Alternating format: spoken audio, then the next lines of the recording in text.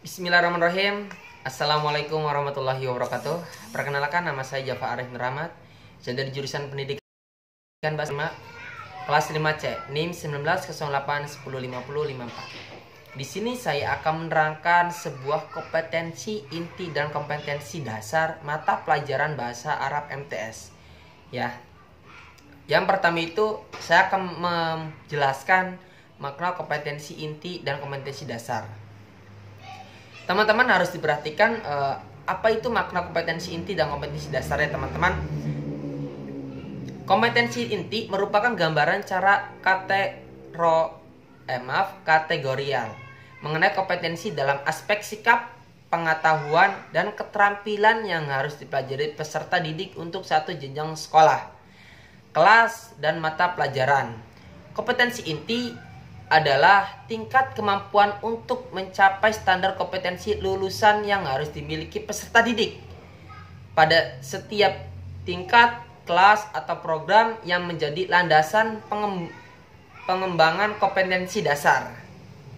Terus dilanjut, kompetensi dasar merupakan kemampuan spesifik yang mencakup sikap, yang mencakup sikap kita, yang mencakup sikap, pengetahuan dalam keterampilan yang terkait muatan atau mata pelajaran. Nah, jadi seperti itu ya. Lanjut, kedudukan kompetensi inti dan kompetensi dasar. Kompetensi inti memiliki kedudukan yang sama dengan standar kompetensi yang digunakan pada kurikulum kita, pembelajaran kita, tingkat satuan pendidikan KTSP singkatannya ya. Kedudukan KIKD yaitu sebagai syarat atau peserta didik untuk memenuhi standar kompetensi lulus yang di dalamnya. Juga mencakup aspek sikap. Jadi kalau peserta didik itu ada standar kelulusannya, tapi kalau di pondok saya dulu tuh tidak ada standar kelulusannya, semuanya lulus, semuanya rata. Jadi seperti itu ya. Terus pengetahuan dan keterampilan kedudukan yang lain yaitu sebagai otak ukur kemampuan dalam peserta didik. Jadi seperti itu ya. Lanjut, ini ada kedudukan kompetensi inti. Nah, kompetensi inti berfungsi sebagai unsur perorganisasian. Kompetensi dasar. Kompetensi inti dirancang dalam 4 kelompok yang saling terkaitan, yaitu berkenan dengan sikap, keagamaan KI, sikap sosial KL2, kompetensi pengetahuan KL3. Untuk kemampuan insan dan berilmu dalam kompetensi keterampilan itu ada KL4. Untuk mencapai lisan yang cakap dan kreatif. Dilanjut, ada kedudukan kompetensi dasar. Nah, yang pertama, pedoman dalam pengembangan materi pembelajaran. Yang kedua, ada pedoman dalam mendesain kegiatan pembelajaran. Yang ketiga, ada pedoman dalam mengembangkan bahan ajar. Yang keempat, ada pedoman dalam merancang dan melaksanakan penilaian hasil belajar atau mengevaluasi hasil belajar. Nah itu, jadi kedudukan kompetensi inti seperti tadi ada 4 aspek juga. Di kedudukan kompetensi dasar itu juga ada 4, teman-teman. Lanjut ya. Kompetensi inti pada KMA nomor 183 tahun 2019. Yang pertama itu menghargai dan menghayati ajaran agama yang dianutnya. Yang kedua, menunjukkan perilaku jujur, disiplin, tanggung jawab. Ya, yang pertama tuh harus tanggung jawab dan disiplin.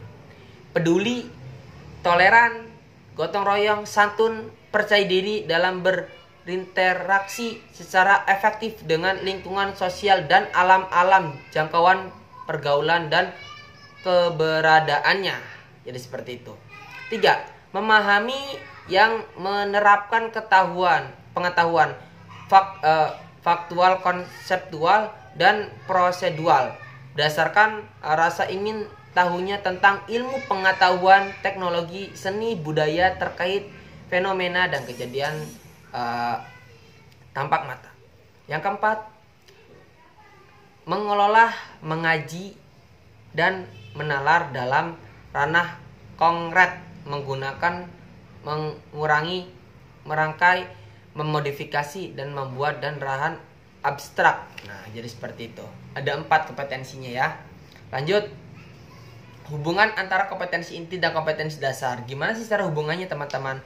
Hubungannya itu, yang pertama, kompetensi inti merupakan terjemahan atau operasionalisasi SKL dalam bentuk kualitas yang harus dimiliki mereka yang telah menyelesaikan pendidikan pada satuan pendidikan tertentu atau jenjang pendidikan tertentu.